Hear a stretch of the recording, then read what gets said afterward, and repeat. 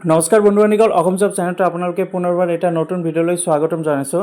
তো আপোনালোকে যিসকলে অৰুণোদয় 3.0 এপ্লাই কৰিছে, তো সিহঁতৰ বাবে আজিৰ এই ভিডিঅ'টো গুৰুত্বপূৰ্ণ ভিডিঅ' হ'ব।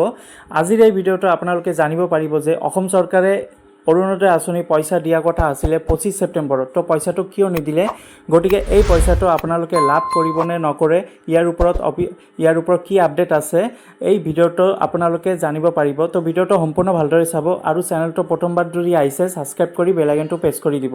তো ফ্ৰেণ্ডসকল, বলক আজি আৰম্ভ কৰোঁ। তো আজিৰ যিটো আপডেট অৰুণোদয় আঁচনি, এই আঁচনিৰ পইচা যিটো দিয়া কথা আছিলে 17 ছেপ্টেম্বৰত, তো 17 ছেপ্টেম্বৰতো পাৰ হৈ গৈছে। তো 17 ছেপ্টেম্বৰত তাৰিখে পইচাটো তেওঁলোকে নিদিলে, কিবা কাৰণত পইচাটো দিব নোৱাৰিলে আৰু 25 তাৰিখৰ চৰকাৰে ৰিশ্বেডিউল কৰিলে। এই ডেটটো মানে 17 ছেপ্টেম্বৰত দিব লগা কথা আছিল, কিন্তু 25 ছেপ্টেম্বৰলৈ এইটো ৰিশ্বেডিউল কৰিলে। কিন্তু খানাপাৰাত দিব বুলি কৈছিল আৰু এইবাৰ অলমষ্ট 38 লাখ পৰিয়ালে এইবাৰ অন্তৰ্ভুক্ত কৰিব বুলি কৈছিল। কিন্তু এতিয়ালৈকেও 25 ছেপ্টেম্বৰৰ যিটো তাৰিখ আছিলে, সেই তাৰিখতো যিটো খানাপাৰা প্ৰগ্ৰাম অনুষ্ঠিত কৰিব বুলি কৈছিল, কিন্তু এইটো কেঞ্চেল হৈ গৈছে। কাৰণ এতিয়া আপোনালোকে জানে অসমৰ বৰ্তমান পৰিস্থিতি, সেইবাবে চৰকাৰে কোনো ধৰণৰ সভা আয়োজন এনেকুৱা ধৰণৰ কোনো ফাংচন নকৰিব। তো এইটো আপোনালোকে চাগে দুৰ্গা পূজাৰ পিছতহে আপোনালোকে টকাখিনি লাভ কৰিব পাৰিব। কাৰণ এতিয়া বৰ্তমান যিটো অৱস্থা অসমৰ, সেইবাবে কোনো ধৰণৰ গভৰ্ণমেণ্টে স্কিম বা কোনো সভা আয়োজন ফাংচন এইবোৰ নকৰিব। এইটো দুৰ্গা পূজাৰ পিছতহে আপোনালোকে এই অৰুণোদয় 3.0 আঁচনি টকাখিনি লাভ কৰিব পাৰিব। কাৰণ দুৰ্গা পূজা হ'ল 29 তাৰিখৰ পিছত হ'ব, অক্টোবৰ মাহ পৰি যাব। অক্টোবৰ মাহ চাগে 10 তাৰিখ 11 তাৰিখত আপোনালোকে অৰুণোদয় আঁচনিৰ যিটো 3.0 স্কিম আছে, সেই তাৰিখতে আপোনালোকে লাভ কৰিব পাৰিব।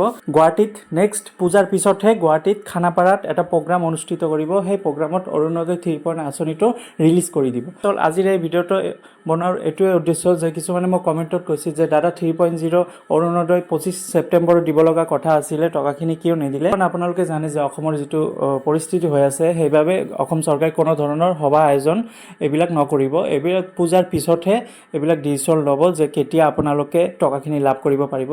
কথা হ'ল যে কেইটা দিন আপোনালোকে সময় পালে, তো আপোনালোকে যিসকলৰ বেংকৰ লগত কিবা প্ৰব্লেম হৈ আছে যে KYC দিয়া নাই, KYC দিব পাৰে, নতুবা আপোনালোকৰ আধাৰ কাৰ্ডৰ লগত লিংক কৰা নাই, নাম্বাৰটো লিংক কৰিব পাৰে।